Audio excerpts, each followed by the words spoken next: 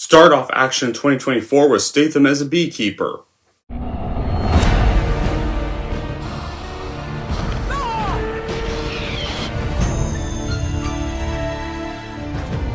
were up, and they did. We're smart, and my...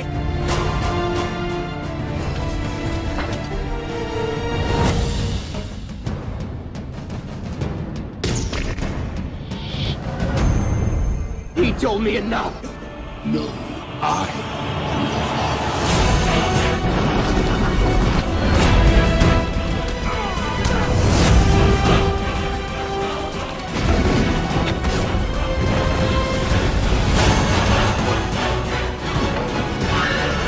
Here's Chuck.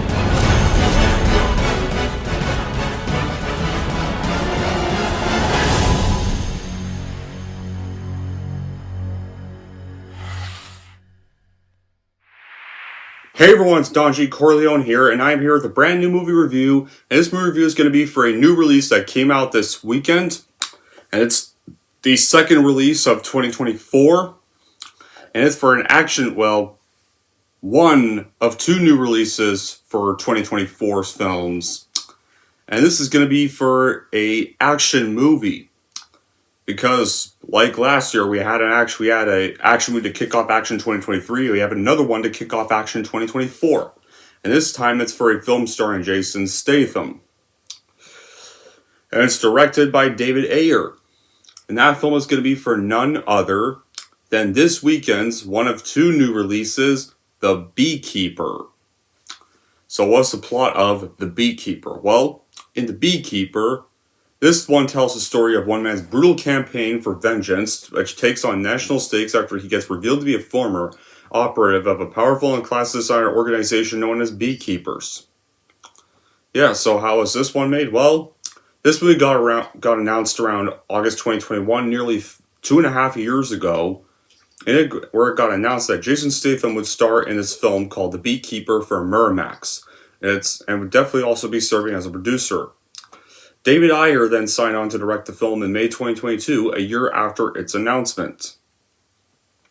Then after the movie was finished and completed, The Beekeeper would go on to be released into theaters in the United States by Amazon MGM Studios on January 12th, 2024. And when it comes to its reception, it has so far received mixed to positive reviews from its critics so far.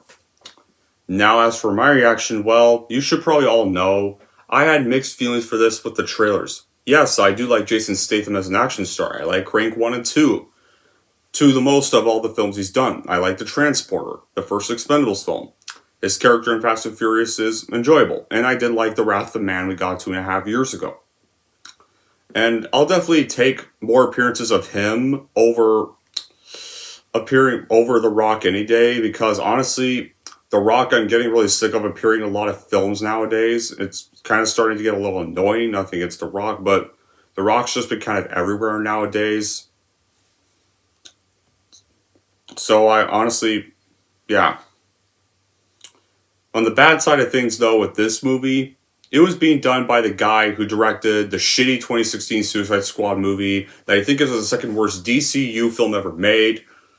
And thankfully, the 2021 movie was way better, even though that's done by a director I despise now. It's definitely a movie we should have got in the first place. Fury I did not see. Bright I thought was enjoyable but not great. So yeah, I was mixed on this one with David Ayer directing it. This one, I think this movie though might have to be David Ayer's most enjoyable flick. And this was definitely a much better Jason Statham movie than The Meg 2. This may just have to be his best performance since Crank 1 and 2. And now with how this movie's, as soon as this movie starts, you know you're already going to be in for a very surprising flick. At the beginning of the movie, we meet a school teacher named Eloise Parker, who lives by herself, but then has a tenant who lives in her garage named Adam Clay.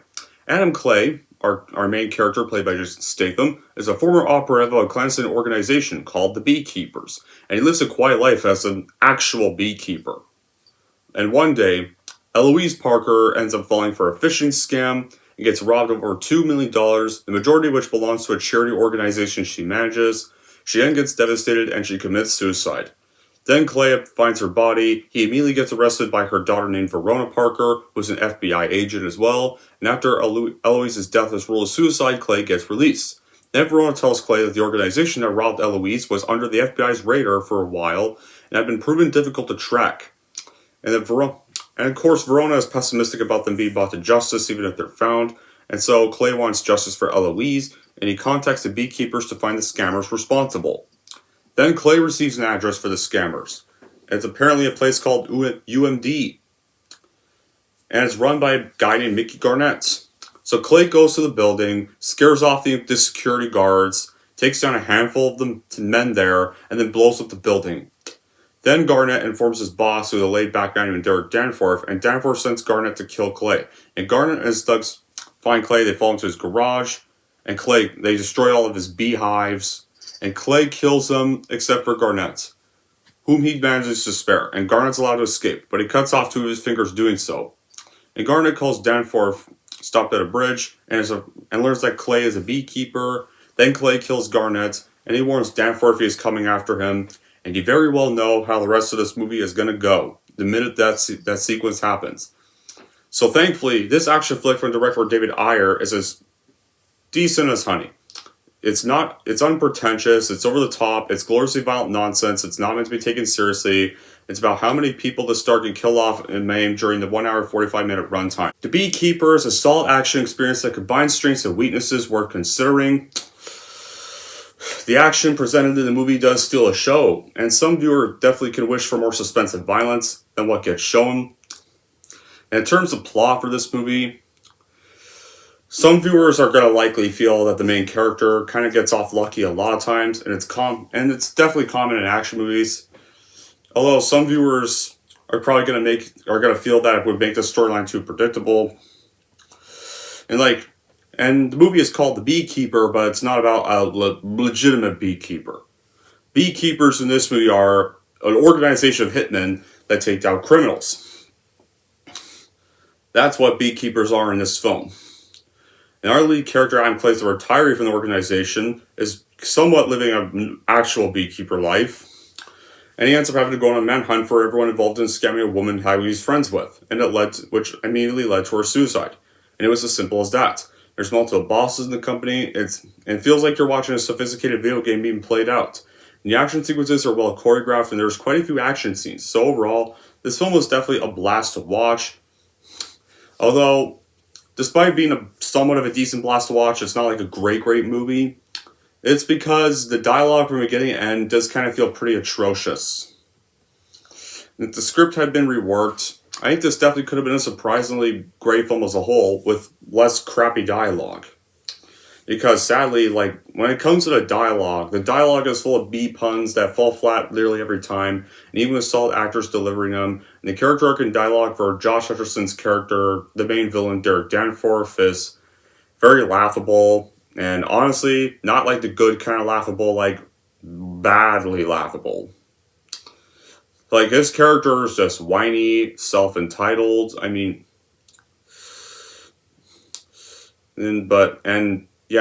This could have worked this normally would work for an action villain, but the dialogue just sucks. In all the meanwhile, Statham is being literally pursued by the daughter of the woman who killed herself, who's the FBI agent we saw in the beginning of the film.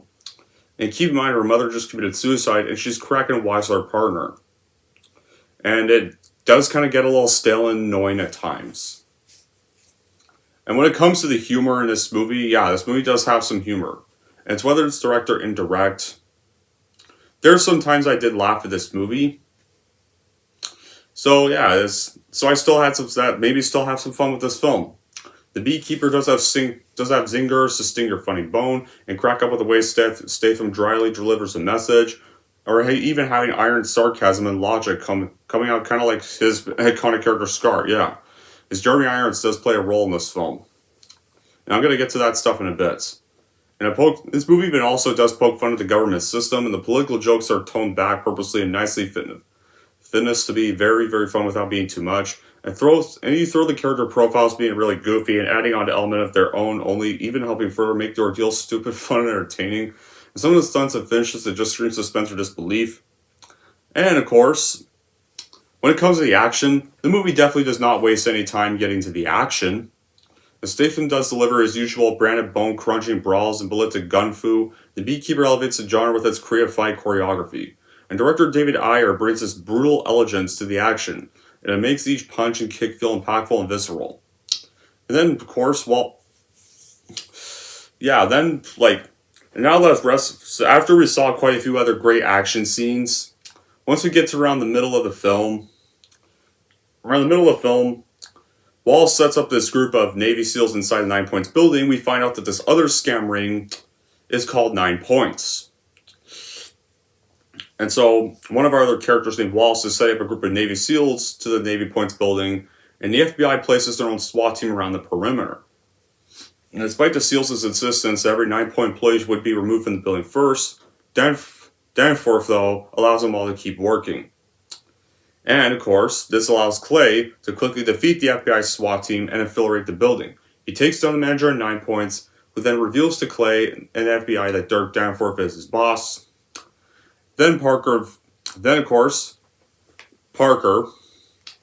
daughter of Eloise Parker, Verona Parker, informs her FBI director, who just stops by her place, that Dirk Danforth is literally running both companies, both getting owned by Danforth Enterprises, and is used by several U.S. government agencies. And Parker even brings up the point that not only Clay would attempt to kill Danforth, but also his mother of the movie, Jessica Danforth, who is literally the President of the United States. Then the FBI director gives him a blank check and proceeds to inform the President. So yeah.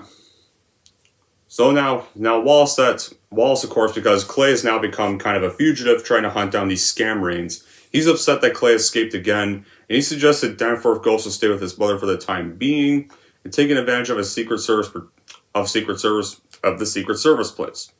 And at the President's beachside mansion, Wallace hires this group of mercenaries, the leader of which claims to have killed a beekeeper to cost his own leg, and he shows he has a robotic leg. And now, in this performance, usually in a lot of the action films today, Jason Statham's still great at what he does, and at his age and stamina and energy levels are amazing. And there's definitely, usually not a lot of people quite like him. If you're a big fan of his films, you'll definitely decently love this one as it's up with his best. Even though the character's backstory has definitely been done many times before, the plot still has modern ideas and modern villains that are easy to hate, and the strong moral message is quite refreshing. And the good acting from a good cast of characters, and some of the henchmen are a bit silly, the larger-than-life presence adds some surprise into what otherwise is pretty standard fare. The Beekeeper has think of the films John Wick and The Equalizer from 2014. Combine both of those action tones. And you have The Beekeeper. Because The Beekeeper has Statham actually going full Wick and Equalizer. It's movie is pretty much 105 odd minutes of relentless, unhinged, pure escape is fun, and Statham does what he does best. He takes out bad guys like it's nothing, and he looks super cool while doing it. And it does all that here in spades, and in the most brutal, ridiculous, entertaining ways. There's much fighting, great humor, there's even a decent enough story, brought really to light by this much beer that is really expected in the script, and some alright acting. And then the burst of action is what really makes the film enjoyable watch, even if it gets a little dumb and silly at times. Because it's still action packed from beginning to end, some inventive and violent kills. It doesn't even feel as long as and honestly, it doesn't really feel like 105 minutes though. But the overall setup of the story is relatable, as we all have already known for someone who has definitely fallen prey to these type of phishing scams, because it really takes a real life concept, because phishing scams are a real thing. And just about anyone who's either disabled or elderly are often the most frequent victims of phishing scams. And I think they set this up perfectly. They portray this really perfectly here. Because phishing scams are not a fake thing, they're real. And because of that, you really want to see these scam people get their comeuppance, which they really do. And when it comes to the finale of this movie, I think easily the best action scene of the movie, most of the action scenes are great, but the best action sequence was easily how the finale went. Near the entrance to the President's mansion, Clay climbs aboard the underside of a truck. He then switches places with a Secret Service agent. And then, of course, he goes to the party that's at the mansion. He blends in at the party. Parker, though, notices Clay. And just as he's about to be arrested, he then activates bombs they placed on Secret Service trucks as a distraction to enter the mansion. Meanwhile, inside the president's mansion, the FBI director then tells Danforth's mother about her son's scam operation. Because, earlier we had recently met his mother, Jessica Danforth, Derek's mother. And so, the FBI director now told Danforth's mother about the son's scam ideas, and Danforth reveals that during her presidential campaign, Jessica Danforth was really behind and needed funding. So he used a CIA program to locate some financial targets and steal their money. So, of course, and reasonably, she's upset. She's really upset by this. And Danforth decides that if and when Clay approaches, she's going to tell Clay about and the world the truth about Derek Danforth's use of the program. In this way, she just hopes that he'll grant mercy for her son, but of course, that makes Derek enraged. And so, in response, Derek Danforth kills the FBI director, and he takes his mother hostage. So then we get back to Clay. Clay fights many other people all the way to the president's office. He kills some Secret Service agents and mercenaries. Then Clay reaches the empty hallway leading to her office. And when it seems like it's empty, that mercenary with the robot leg emerges, and he engages in hand-to-hand combat with the mercenary with the robot leg. And after gaining the upper hand, Clay epically kills the mercenary leader. And that right there, guys, is honestly the best action scene of the whole movie. And honestly, as much as I like John Wick 4, this whole glass mirror hallway fight was better than the whole entire stairs scene in John Wick 4. You want to know why? Because it's actually done quicker. And of course, this fight in the Beekeeper does not go into parody mode where John Wick became a Donkey Kong barrel for 2 or 4 minutes, going all the way down the stairs on repeated loop. No, that's not in this whole scene. In this whole scene, Clay literally smashes the mercenary to glass, then stabs him full on with a knife brutally, and the fight is over in a quick minute. But on the sad side of things, though, you want to know the lamest part of his finale? He then bumps into Jeremy Irons' character, who kind of gets killed easily with a bomb and just no fights. That's the really sucky part of this. I wanted to see a fight with Statham and Irons. That would have actually been epic to watch. Instead of our lead villain being Josh from the Five Nights at Freddy's movie that I'm not a fan of. Sorry, guys, I know I have friends who are fans of it. I'm not a fan of that movie, guys. I was not a big fan of it. Was never a big fan of the games to begin with. I would have rather this lead scam guy was Jeremy Irons, being the scam leader instead. But then, sadly, after Irons' character gets killed off too easily, Clay reaches the president's office, but to do so, Verona Parker and the rest of the FBI agents. Parker then tries to dissuade him from killing the president and her son, and a nervous Derek Danforth attempts to kill his own mother due to his disappointment in her, but Clay then kills him first.